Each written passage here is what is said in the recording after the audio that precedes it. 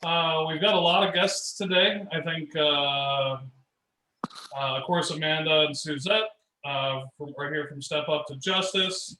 Lance Meeks has an application out to Pantano Rotary. The board has approved his application, and it's to the membership right now. Lance is hopefully going to be inducted at our very next meeting, so we're very happy to have Lance here. Welcome again, Lance. Congratulations. We got Bob Grady and Andrew Kerr and future district governor Anita McDonald. So we've got some fantastic people here today. This is going to be a great meeting. It is going to be a kind of non-traditional meeting. We're going to have a presentation doubleheader, which, as far as I know, has never happened at Pantano Rotary Club before. I have the words of inspiration today, and it is Water and Sanitation Month. Rotary has a theme every month. And Amanda, Suzette, you guys just heard about our wonderful project in Guatemala that's going on. I think it's 4th year. We're working potentially on a global grant next year to spend $60,000 in Guatemala to pass out thousands and thousands of filters. We just got notice this year on our project that the schools are starting to reopen 1 day a week in Guatemala, and we've been able to start handing out filters to the schools, which has been a really, really big deal. So that project has been at a standstill, and literally in the last day, it has started to make progress again. So we're very excited about that. When I was looking for quotes on words of inspiration around water and sanitation, I got kind of sidetracked with some of the stuff that's going on with the environment.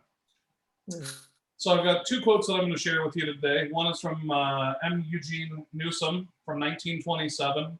And he says, if the basis of enterprise of your profession or business is solely that of personal gain or private profit, then you do not and cannot subscribe to Rotary's ideal. So I thought that one was a pretty powerful aspect. If you're destroying the environment, if you're only paying your employees $7.25 an hour, you cannot subscribe to Rotary's ideal. The other one that I wanted to share with you was I.B. Tom Sutton from the Rotary Club of Tampico in Mexico at the 1929 Rotary International Convention.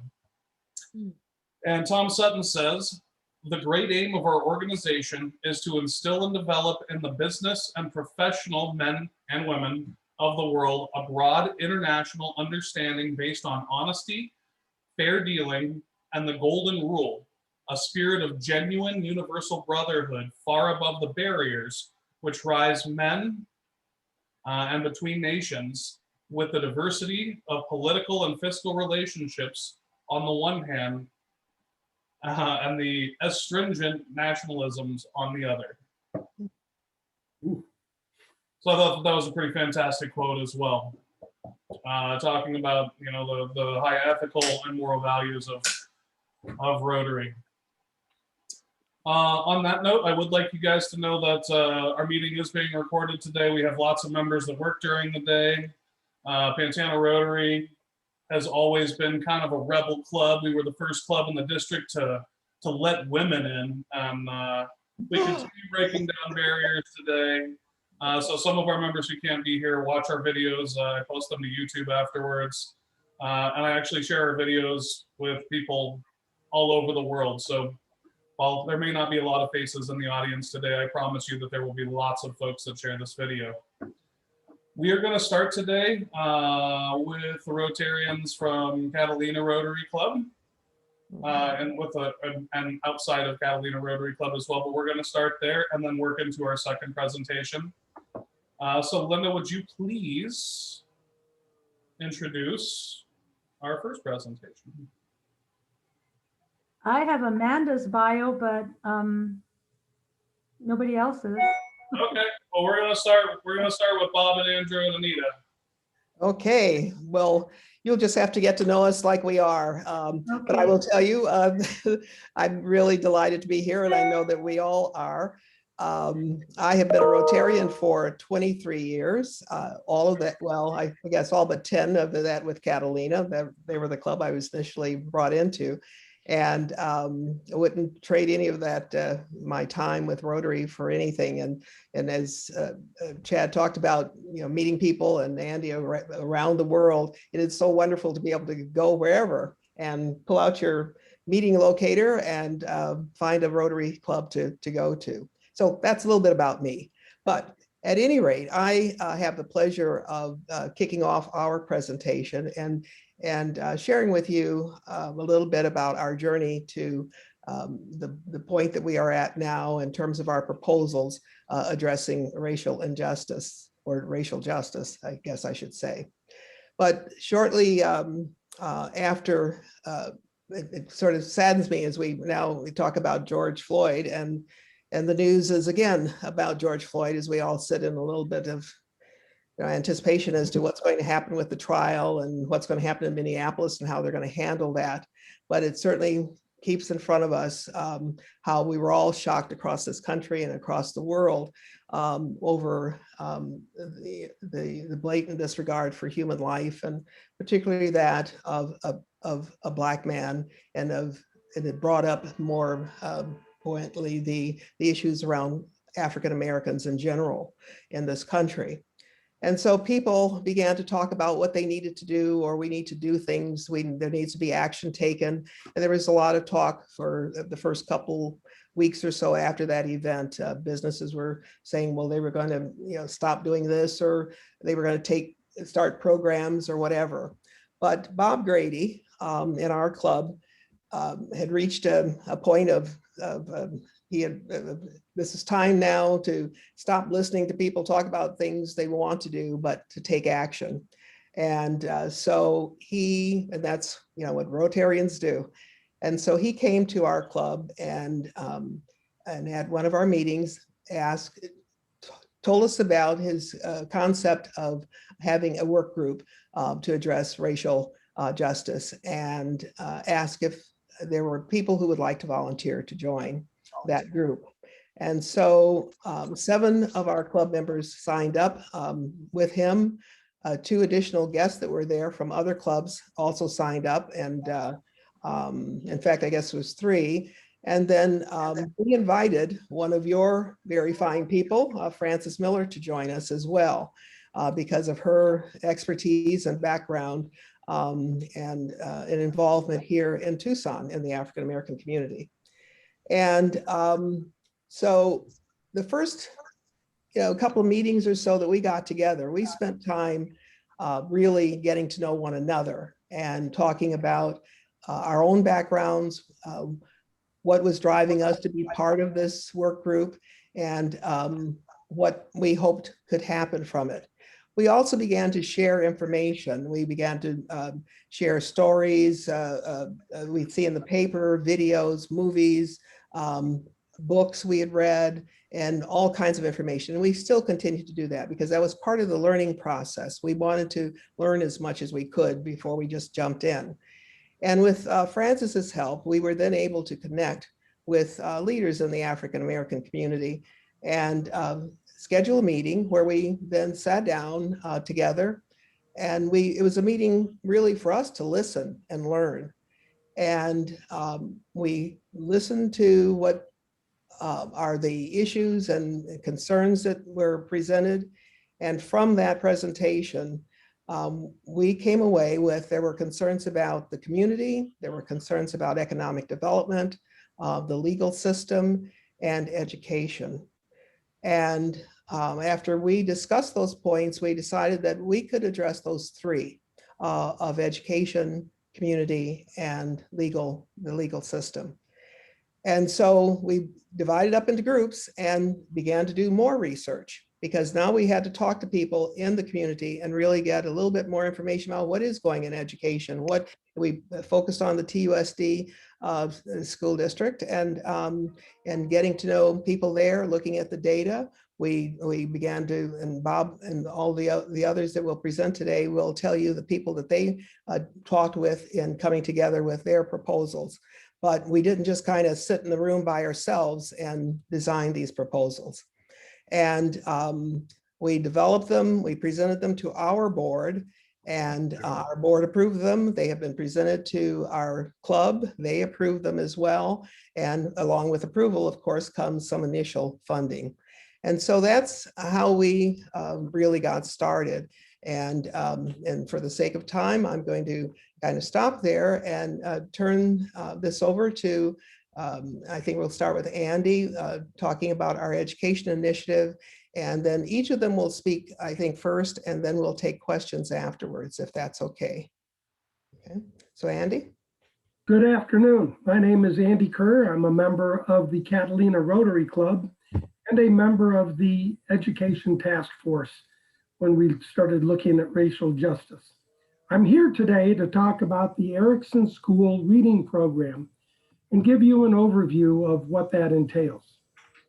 At the Catalina Rotary Club December 11th, 2020 Rotary Club program, Ron Schutman of the Arizona Board of Regents noted that two of the greatest indicators of long-term success and a path to a better life are reading at grade level by 3rd grade and math competency by 8th grade. We know that the schools have resources available to address the top 10 or 20% of achievers and also address the bottom 10 or 20% of strugglers. But what about those who are also struggling but not at the bottom, the marginal students? That is where the Catalina Rotary Foundation Erickson School Reading Program comes in. We are proposing to underwrite an intern from the University of Arizona African Studies program to come in twice a week for 4 hours at a time and help students of color who are marginally behind in their reading proficiency in the 2nd and 3rd grade. We propose an initial stipend of $1,500 per semester.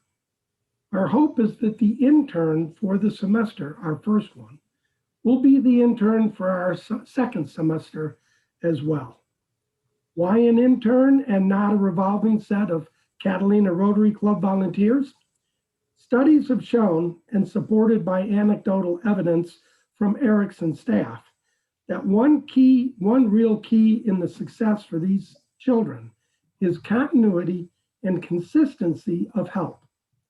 They need to know that the same someone will be there for them. We need the students and the intern to bond, so the students know they can count on the intern to be there week in and week out. Volunteers often have competing demands on their time, and being there for an entire semester or a year can be difficult. Why the University of Arizona African Studies program? There's an existing memorandum of understanding between TUSD and the U of A African Studies program. We do not have to reinvent the wheel. There are many restrictions and rules concerning interactions with students, background checks, and other issues that are already addressed and agreed to. We can piggyback on an existing successful agreement. Why a stipend? Why a stipend of $1,500 a semester? We want the interns to have skin in the game. We want them to make a commitment. So if we offer a stipend for successful completion of the program, that helps. If the stipend is significant in relation to their tuition, that is a real incentive. Our major fundraiser at the Catalina Rotary Club is selling beer at the Tucson Rodeo. When the rodeo is back in 2022, we can look at increasing our reach with this program. So how does this fit into the Catalina Rotary Club? At the highest level, this addresses the basic education and literacy Rotary area of focus. At the club level, this addresses our strategic mission of focusing on improving the lives of youth at risk in our own community. How do we know this will work? We don't, at least not yet. That is why we are initiating a one-semester pilot project that will begin in August of 2021. We hope that schools will be returning to a more of a pre-pandemic state of normalcy and in-person instruction. This gives us and the staff of Erickson and the U of A more time to refine their evaluation criteria beyond the third grade reading exam, and to find and select and train the student intern. This also gives our club more time to develop roles for volunteers to spend time and also to allow us to obtain supplemental age and grade appropriate reading material. In Erickson School, we have a school with an underprivileged area, a principal, Rachel Romero, who is enthusiastically behind the effort, a reading instruction teacher, Kevra Rich, who has been supporting us since our first call, and in TUSD, Dr. Jimmy Hart, the head of the African American Student Affairs for all of TUSD, and co-author of that infamous Memorandum of Understanding with the University of Arizona. In Catalina Rotary Club, we have members who are enthusiastic about this effort. We hope that as we demonstrate success with this program, it will serve as a template and inspire Pantano and other Rotary clubs in District 5500 to adopt a school in the Tucson Unified School District and initiate a similar program. If we can be successful, the beneficiaries will be the students, the interns, the teachers, the staff at Erickson, TUSD, and the Tucson community at large. And that is the essence of the Erickson School Reading Program. Our team would be happy to address any questions or concerns you might have at the end of today's program. Thank you. Okay. Bob, you're on. Delaney. Okay, Bob Grady, I don't know if you can possibly put up the map of the location of the Dunbar, but Anita referenced a call with community leaders, and Lance Meeks was on that first call. And one of the things that he taught us was that Tucson is, while not unique, perhaps a little bit unusual in that the African-American population is dispersed around Tucson. There isn't a quote unquote black part of town. And so while that's good on the one hand, it's also, there's a feeling within the community of disconnectedness. And so this led to our learning about the Dunbar Pavilion, which is located for you on this map. And it is named after a famous poet, Paul Laurence Dunbar from Dayton, Ohio. And it was built in 1918. It is a 55,000 square foot building, and it's in the Dunbar Spring neighborhood. And so it's really downtown, very close to the U of A, very close to Pima Community College. And you can't quite see it, but there's kind of a mustard colored box there. There was a location across from Benjamin's Supply where the predecessor to the Dunbar, a school operated in rented space on 6th Street. Then the Dunbar was built. It was and its historical significance is that it is an artifact of history. It is where segregated education took place from 1918 to 1948, when the Dunbar was expanded and then turned into an integrated junior high school. So it has extreme historic significance. So what has happened, in 1978, the school was decommissioned by TUSD, and it stood vacant for 20 years as the integrated student body was absorbed into the system. And in the mid-90s, a group of concerned alumni and community leaders engineered the purchase of the Dunbar schools as a cultural center and museum. And so since the mid-90s, there have been renovations, partial renovations, leasing of space in the center. And so we came in the last 9 months to meet Debbie Chess, who is the executive director, and more recently, Sam Brown, who is the new chairman of the board. And Dunbar is is in the midst of a deep strategic plan for its future to convert this historically significant structure into a modern community asset to provide a place, a safe place, a dynamic place for that highlights its history in a positive way. Because while we don't, like the segregated concept, there was a lot of great, courageous education taking place in an under-resourced facility that this school represents. But the future vision is, and there are currently a half a dozen tenants in there, leasing space in this large facility. But the future vision for it is as a museum, cultural center.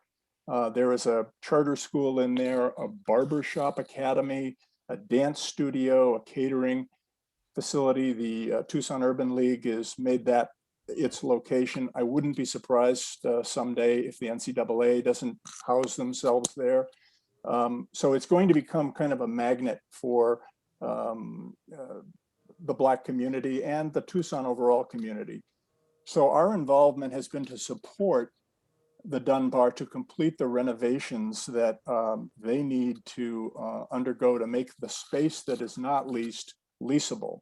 So it's a major capital campaign. And while we know that Rotary does not provide money for bricks and mortar, Rotary has a great network. And so we're going to support the board of directors and Friends of the Dunbar Pavilion in organizing and hopefully executing a successful strategies so that they can move into the future while respecting the past at this unique. There are very few physical structures like this, and they oftentimes are demolished, and so it's a jewel that needs to be maintained and allowed to grow for the future. Interestingly, if you look at this map, you can see the red there. That's the new downtown links. That's the bypass to the financial district on the other side of the railroad tracks that really goes right by within a block or two of the Dunbar Pavilion. So it's extremely well located. So I could talk forever. I'll shut up and we can move on to Bob Grady.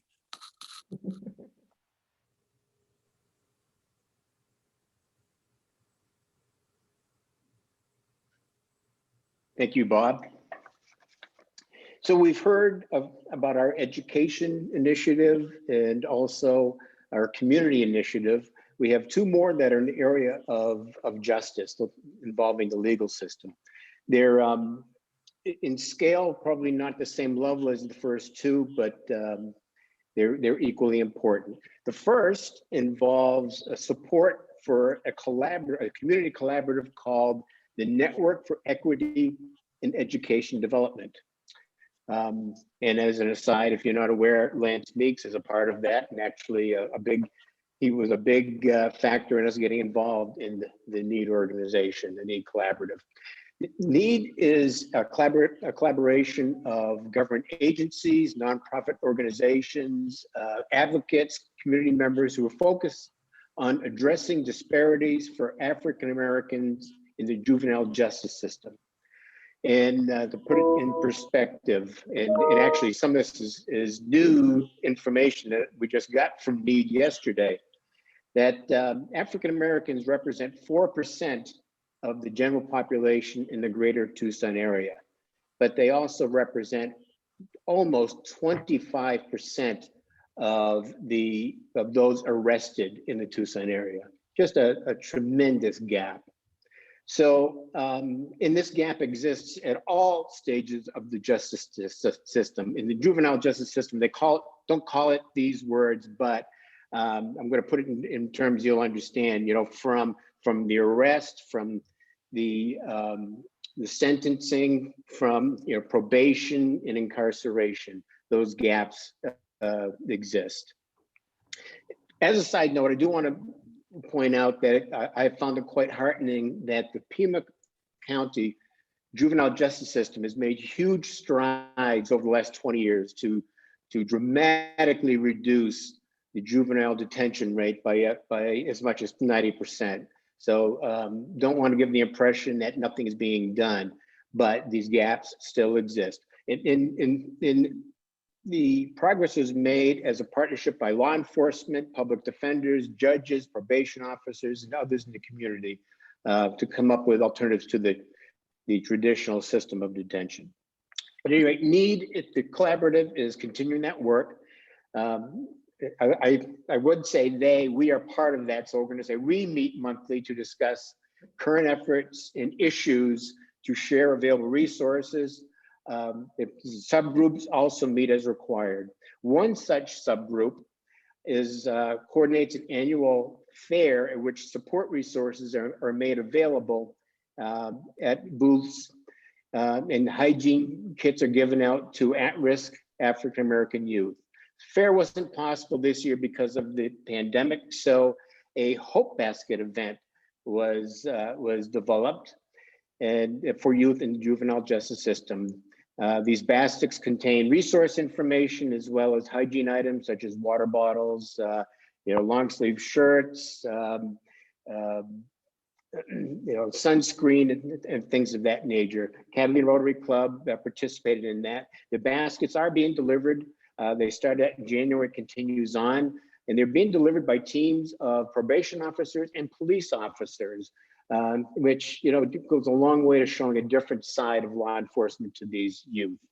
So we're now working to put emphasis on using data in the juvenile justice system to identify areas for further study and action, so we can determine root causes of these gaps in the juvenile justice system and possible remedies.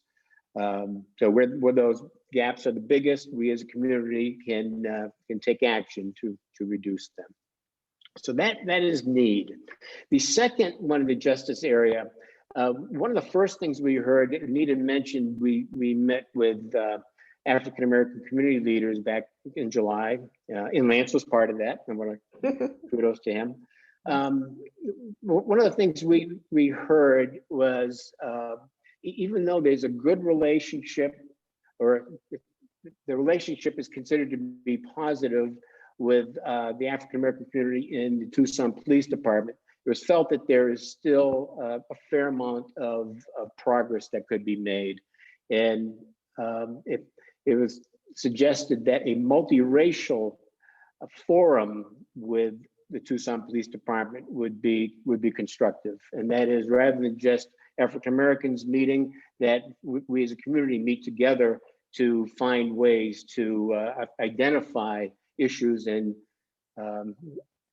in the way Tucson the Police Department does its work, and make progress there. So at any rate, it's very much in its formative stages. Our club gave us the go-ahead to proceed on that in January.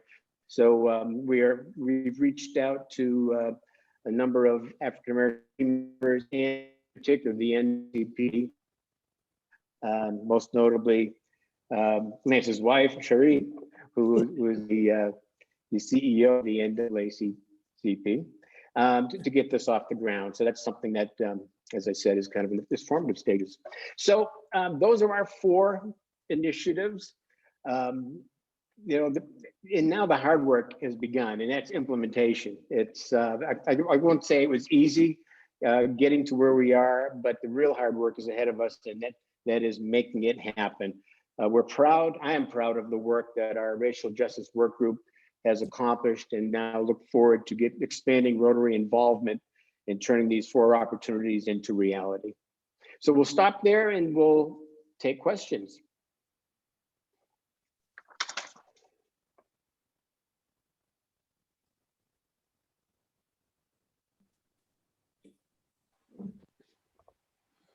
No questions for Bob or any of these fine presenters?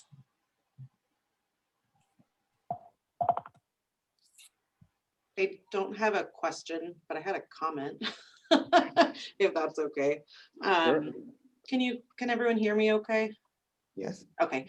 I really love the idea of doing the reading program for the, for the kiddos who are in those schools.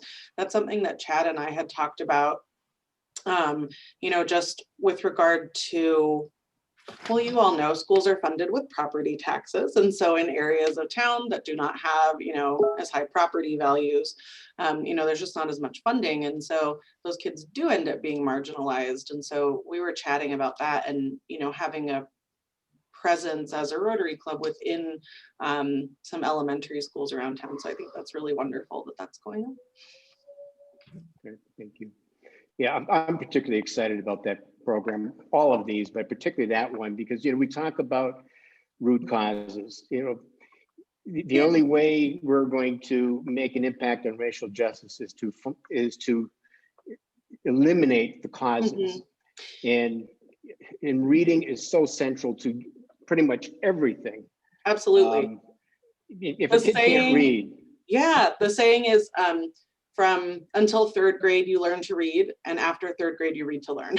Absolutely. And did you say that the person was going to be coming from the African Studies department? Africana studies. Africana studies, yes. As sort of an aside, I know that so I graduated from the speech language hearing science program at the university. And I know that there are some graduate students who do grading for professors in the Africana department too. And I don't know if it's of any use, like to have someone who has a speech background who might be involved with that, but it's a potential possibility. Oh, it'd be excellent. Yeah, so I assume that's something that you could ask that department about, but yeah, just a thought. Thank you. I know that Pantano Rotary Club is going to be kind of unique as a Rotary Club because we're going to have a Lance Meeks, so we're going to be involved in a lot of these projects. But I guess a question that I would have that would be very specific is, what would be the best ways that other clubs in this district can support what you've got going on in each of your projects in like a sentence or two? Okay, let me start, and my partners can fill in. So on the Erickson program, our suggestion would be wait for us to complete the pilot project, the pilot program, and get any bugs that we may find, and then it's kind of turnkey. It's probably just a matter of finding a school and/or class, and then the program is ready to roll. Including working with the U of A for an intern. So, but again, I wouldn't suggest you proceed with that until we make sure that works. With the Dunbar, I would say on that one, hold on for now. We need to let the Dunbar leadership complete the strategic plan, so that we've got their hands around exactly what they want to accomplish, and then we will actually reach out to the Tucson area Rotary clubs to educate what they're trying to accomplish and to enlist support. As far as need is concerned, I think there's probably a limit to how many Rotary clubs could be involved. I guess, Lance, we could talk to our collaborative leadership to see if we could fit in another one. But there's certainly an opportunity to contribute to the baskets. We're still taking donations to complete those baskets. And actually, Lance and I talked yesterday about getting an updated inventory. So that would be one very clear way that we could pass by that need list to you, and inform you how to purchase and deliver those items. Going on further, there's going to be a fair amount of research that will be going on with need to identify kind of the major drivers over the gaps in juvenile justice. It's probably going to take most of this year to kind of figure out what those are.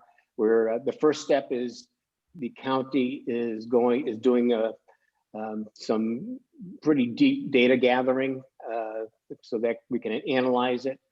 So that one, again, we'll come back once we understand the key areas for attack are, and then look for support.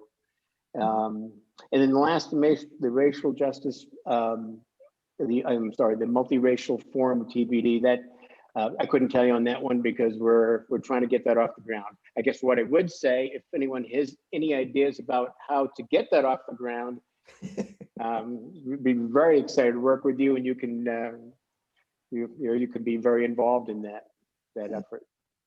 Excellent. I just wanted to add too, on the Erickson piece, we were talking about the children, but one of the important components of that is the engagement of their parents. And so that is one area where the Rotarians will be more directly involved in working with the parents and providing incentives to them and to the children in terms of engagement in the program. And so I just wanted to, make sure we point that out as well.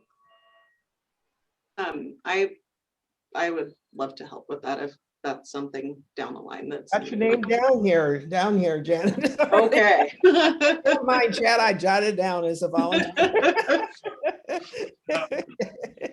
We are gonna have to move on. I want to thank Andrew, Bob, Anita, Andrew, everybody. Thank you so much for coming and giving this presentation. As the eldest of the millennial generation, my club is constantly trying to rein me back in because I want to see change happen immediately. I'm trying to go out there, and I think trying to make things happen too fast. We've started a courageous conversations on racial equality using the four-way test of Pantano Rotary Club. It's been very emotional, difficult, uncomfortable. But we are kind of designing a platform where we're going to open that up to the district at some point as well. And I think we're all a little bit more comfortable in our own skins and feel safe in doing so. So we hope to add to your committee, and we thank you for all of the work that you're doing. I know that we anticipate being very involved in a lot of your efforts. No. Well, thank you very much for being here. Thank you. Everyone have a great day. Yeah. Linda, will you please introduce our second presentation? Yes, it would be my honor. Amanda Rutherford is the Director of Community Outreach at Step Up to Justice. Amanda joined Step Up to Justice as an intern in the spring of 2018. She spent 1 year as the organization's Home Fellow and a second year as the organization's Float Fellow before moving into her current position. She has a BS in Ecology and Evolutionary Biology from the University of Arizona and graduated with a JD from the University of Arizona James E. Rogers College of Law in 2018. Throughout law school, Amanda dedicated her time to pursuing public interest and social justice work. She co-founded the Justice Advocates Coalition, whose mission is to support students interested in pursuing a career in public interest law and to promote full and equal access to justice for underrepresented communities and the natural environment. Please help me welcome Amanda. Thank you so much, Linda. I'm sorry that intro is so long. I know you got that on the website. Thank you. So I actually do have a PowerPoint. Is it possible for me to share my screen? If not, I can just talk. It's Chad will help you with that. Awesome. Thank you. Sorry, I didn't email about that earlier. No problem. You are available to share your screen if you click on the green button at the bottom. Perfect. All right. Can you all see that? Yes. Yes. Okay, great. Thank you so much for inviting me. And I'm also really grateful that I got to observe that previous presentation. That is really exciting work. My presentation will briefly explain about Step Up to Justice, our model, and the way the community can become involved. Step Up to Justice, for those of you that don't know, is a free civil legal center for low-income Pima County residents, and we are powered by volunteer attorneys and technology. So we are a small but mighty nonprofit. We're pretty young. We're on our 4th year. We know that for our neighbors who live in poverty, many of the daily challenges they face require them to navigate the civil legal system in order to overcome those challenges. And our nonprofit harnesses the energy of volunteer attorneys to deliver legal services to members in our community but cannot afford them. So some examples of what these needs are, they are many. Here's just a few examples. Is a grandma who needs to get minor guardianship because she's raising her grandchildren and she can't enroll them in school or take them to doctor's appointments without that legal authority that a minor guardianship would provide. Also, a survivor of domestic violence needs access to the civil legal system to secure an order of protection, a divorce, and also orders for child custody. For tenants, a housing dispute can turn into an eviction. This also occurs on the civil side of our justice system in the justice court. So what we know is that people living in poverty, when they have representation from attorneys, the odds of success in their legal matter goes way up. So for that grandmother who is trying to get minor guardianship, she is actually 3 times more likely to get that minor guardianship with the assistance of an attorney. For the survivor of domestic violence, she's 4 times more likely to acquire that order of protection against her abuser with the help of an attorney. And this number is really big. Tenants are 19 times more likely to keep their housing if they're represented by counsel in that eviction hearing. So historically, the federal government allocates funding to communities for civil legal aids to meet these needs. So this is federal funding. And each year in Pima County, approximately 140,000 people who need and qualify for legal services. There's 140,000 people who qualify for services and need them.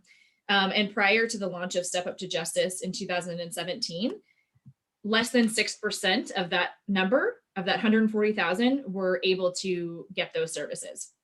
And we call this the justice gap. So we believe that we have a solution. This is Denise. Denise is a private attorney whose time is valued at $300 an hour. She's one of our wonderful volunteer attorneys. Denise is willing to donate her time and expertise to low-income individuals and families in need. So in Pima County, there's 2,500 attorneys just like Denise, and the value of the time that they are willing to donate would be over $25 million in untapped legal resources. So Step Up to Justice's model leverages technology to connect the need to the resource. So the civil legal services in Pima County to the resource of our volunteer attorneys. This was especially the case pre-COVID-19, and this is just even more essential now. We're seeing, as you can imagine, we're seeing an increase in our cases, especially from survivors of domestic violence. Those numbers, unfortunately, just keep going up, and also with evictions and landlord-tenant issues. So one of the technology sources that we use that we found incredibly valuable is Legal Server. Legal Server is a software that allows a legal service provider like Step Up to Justice and our volunteer attorneys to share the client's case information in real time. It also empowers us to streamline our operations by having a centralized database where we can manage our clients and our cases, as well as our volunteers and our donors. So it's all in one place, which is invaluable for a small nonprofit like us. So like I said, there are 140,000 people in need. There's 2,500 volunteer attorneys able to help, and an innovative software with the power to connect them. And so Step Up to Justice serves as the bridge between all of these things to bring those pieces together. So who are we and what do we stand for? So at Step Up to Justice, We are committed to doing this work while also being dedicated to the following pillars. To provide free civil legal services. We serve people who financially qualify for our services, and we will never charge for our services. We're committed to partnerships. And right now we believe that partnerships with other community organizations are incredibly important to ensure that clients don't fall through the cracks when trying to receive services. And we just recounted our partnership numbers. And I think that we have, we're up to 28 community partners now. We're also an organization that dedicates itself to the volunteer model. So this is what I was talking about. We are, as a staff, we're actually very small. There's 3 of us, executive team, and then about 7 total of our staff. But the reason we're able to help so many folks is that we have this volunteer model, which is engaging the private attorneys in Pima County to volunteer their time with us to serve our clients. We are also open to all who qualify. So we do not receive any federal funding, meaning that we're not bound by the same restrictions as traditional legal aids are. Legal aids are generally prohibited from serving most undocumented folks and the reentry population, but Step Up to Justice is able to provide services to everyone who financially qualifies, regardless of citizenship status or past incarceration status. We're also an organization that seeks continuous improvement by pursuing innovative changes to add value. And we are constantly looking at new ways to streamline our operations, as well as to figure out ways to incorporate new technology to make our services more efficient and accessible to our clients. So our clients' needs are diverse, and so are our resources that we're trying to provide to clients. So we offer a menu of services. Depending on the complexity of a particular case, some clients need direct representation. And this is a one-on-one relationship with an attorney where the attorney will actually take the case fully. And so we do this by reaching out to our robust list of volunteers to see who we can find to take a case pro bono. We also serve a lot of our clients through what we call legal clinics. This is where one attorney provides advice to, so there's group legal clinics, and then there's individual clinics. So in a group clinic, an attorney can provide advice to a number of people that are going through the same process. So if we have 4 clients that are all at the very beginning of a divorce with children, they can do it's almost a workshop with an attorney to get them started on the paperwork. And then they'll get one-on-one appointments in our regular clinics with volunteer attorneys. We also have court programs. So we have a partnership with the Superior Court and our district court here in town. Our Superior Court Family Law Clinic before COVID was happening in the Superior Court Library, and our federal court clinic was happening in the federal court. Luckily, we've been able to transition those all to remote clinics, and they're still ongoing.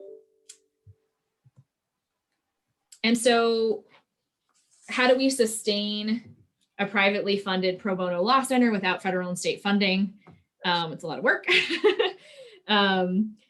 So turning to funding, it's important to note that Step Up to Justice doesn't receive any federal dollars, like I said, and that is intentional. We really are, we're really committed to being able to serve anyone that financially qualifies. So we get 15% of our funds from fundraisers, 55% of our funds from our court contracts and grants, and then about 30% of our funds come from individual donations, including the Arizona charitable tax credit donations. And besides our diverse funding sources, we also rely on an experienced staff. So we have a talented staff of professionals who understand the legal needs of our community and how to meet these needs by providing quality services in an efficient manner. This is a picture of our executive director, Michelle. She is nationally recognized by the American Bar Association for the innovative model, volunteer model, and she has been named as an ABA Legal Rebel, and she's a wonderful human. We also rely on our volunteer board that works incredibly hard on behalf of the organization. Our board has over 185 years of experience, and we really couldn't do this without them. Our board oversees 4 work groups of volunteers. So we have a technology work group, a philanthropy work group, an education and awareness, and a finance and compliance work group. And we need to update our slides. So we have 28 community partners now. And we believe that successful partnerships really allow for an ease of referrals between agencies. So it allows us, even though we're providing the legal services side of things, to also be able to serve our clients in a holistic way by being connected to these other organizations and those organizations being connected to us. So those referrals can go back and forth between our organizations to make sure our clients' needs are being met. The partnerships also allow us to create funding opportunities through service contracts, which is incredibly important, such as our court clinics that I was discussing earlier. And so the Pima County Superior Court Clinic, the Family Law Clinic, and our federal court clinic are both financially supported by each court. Ultimately, the key strategy to keeping our doors open is a diverse donor base. So we strive to expand our donor base and to increase our profile beyond the legal community. We believe that when a client is able to access civil legal services and is able to successfully resolve their legal issue, this impacts the entire community. Therefore, we work to educate the entire community, including the business and philanthropic sectors, about the work and the impact and how it impacts everyone.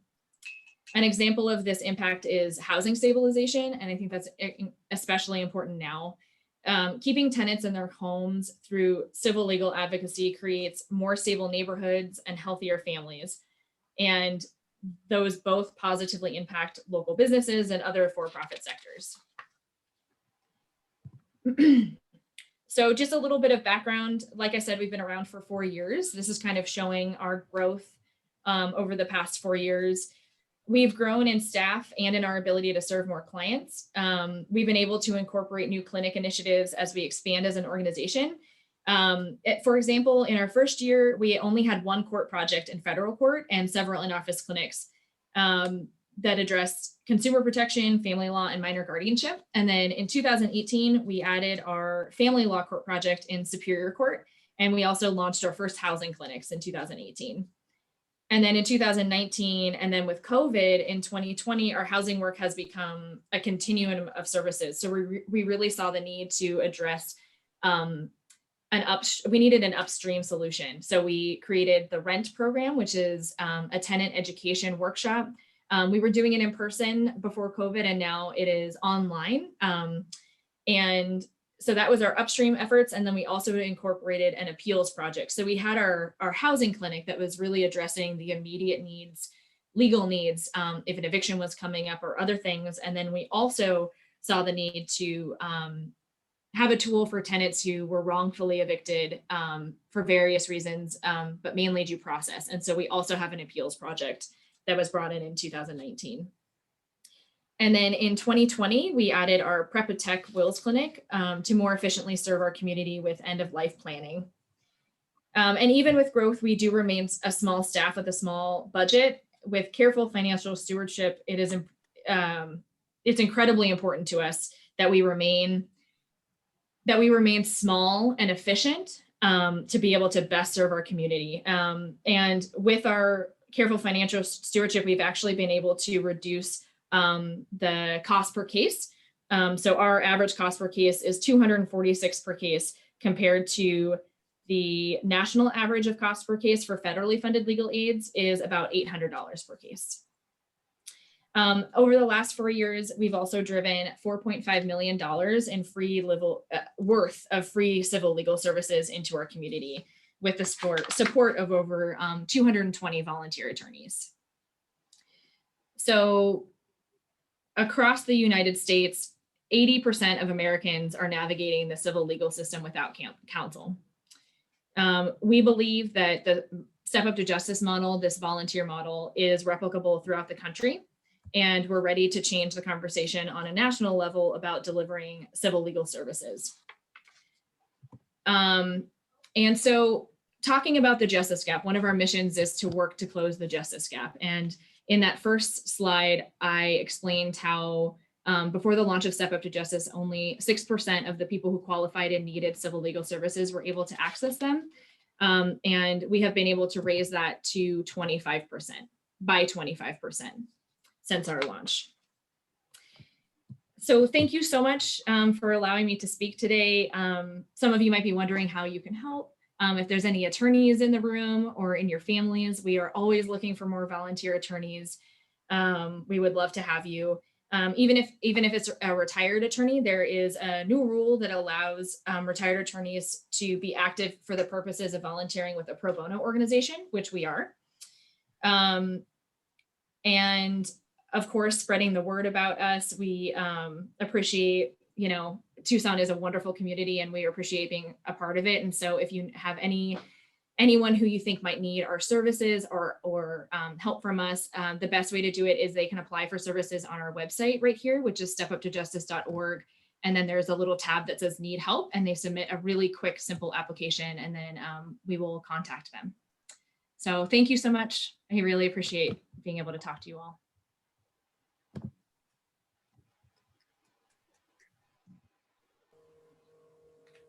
Any questions? I have a comment. I just think, Amanda, you guys are doing an excellent job to have an average cost of only $246 per case. That is wonderful and amazing. It really is. Congratulations. Well, thank you so much. It's surprising. That number is really surprising because I actually started with Step Up to Justice only 3 years ago. And so I've only known the world of Step Up to Justice. So I was really surprised to realize the comparison between the two. And it makes a big difference. It really is a big difference for capacity of how many folks we're able to serve.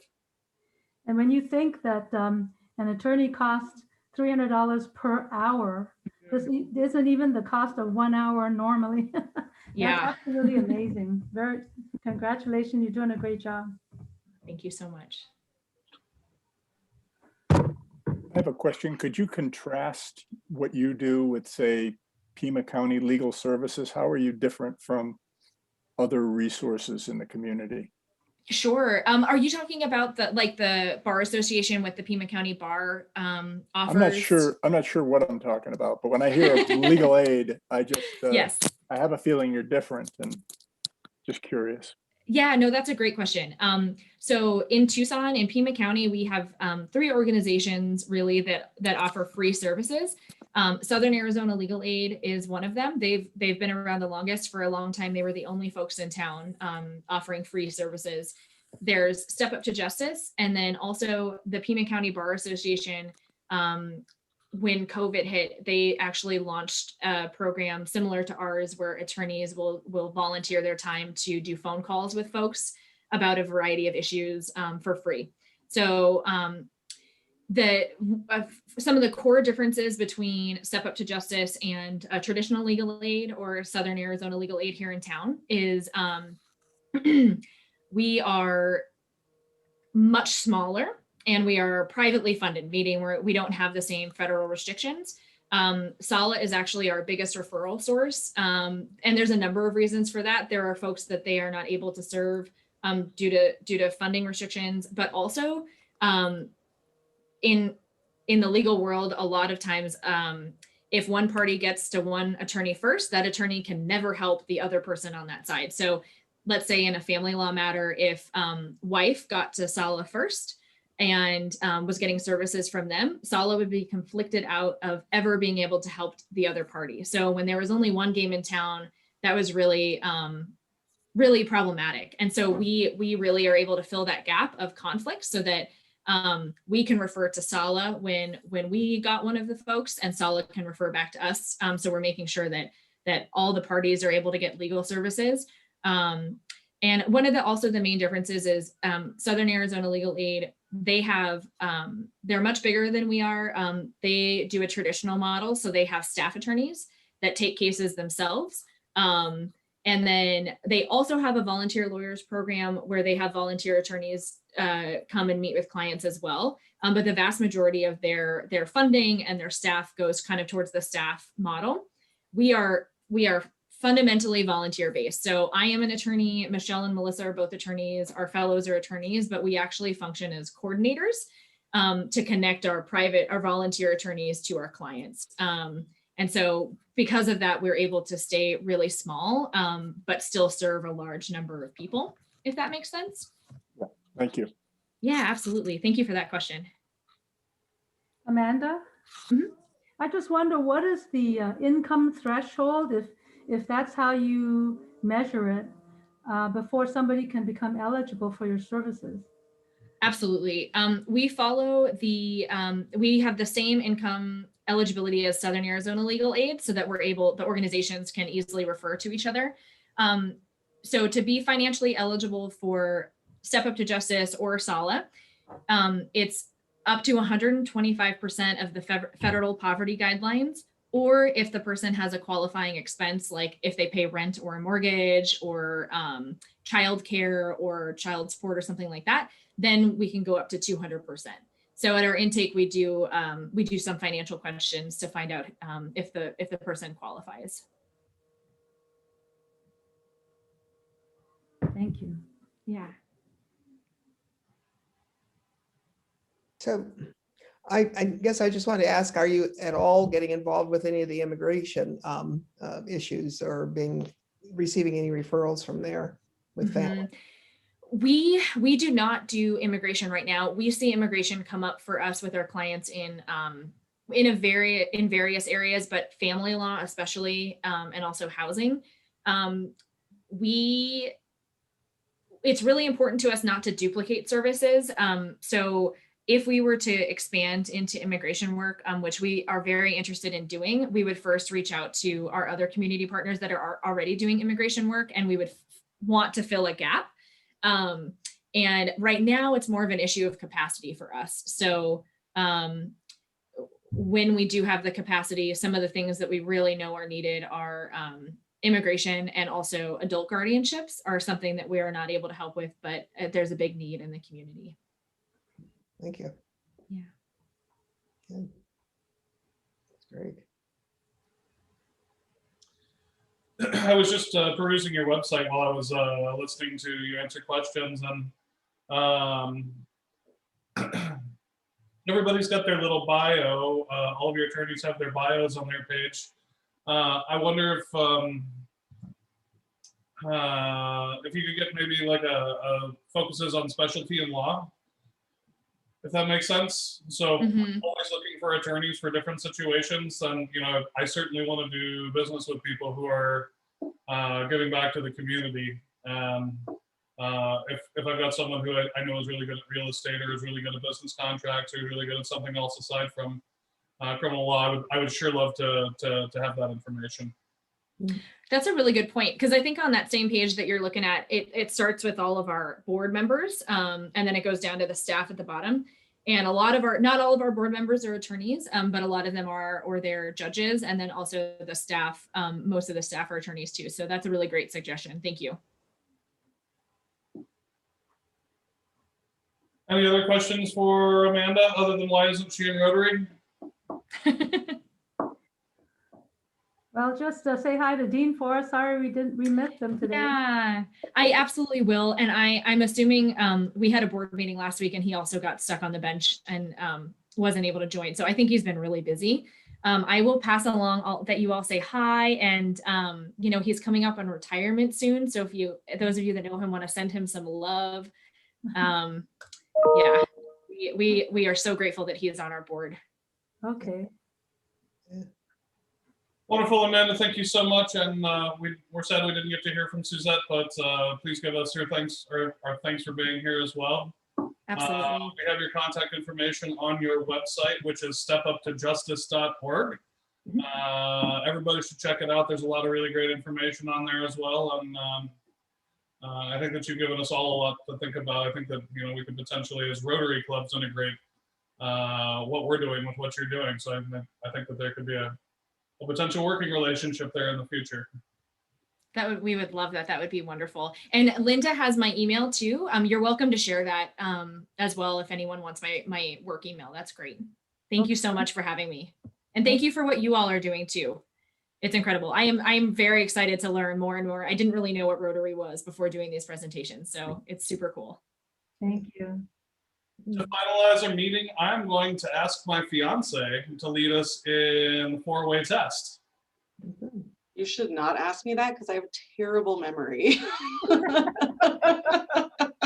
Got the idea though. But I have to think about it. Okay, is it the truth? Is it the truth? Right. Yes. Is it fair to Fair fair to all concerned? Will it Will it Does build it build goodwill and better goodwill and friendship? Friendship.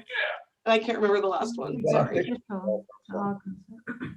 Well, Jeanette, beneficial an to all. easy way, an Thank easy way you. to remember it is it, will it, and you won't forget it. Oh, no, that's good. I definitely need mnemonic devices. Uh-huh. Thank you, I appreciate that. Thank you, ladies and gentlemen. I will be sending out a link for this recording later on this afternoon. I appreciate your attendance. Contact Linda or I for any of the presenters' contact information. Have a wonderful day and thank you for attending Pantano Rotary Club.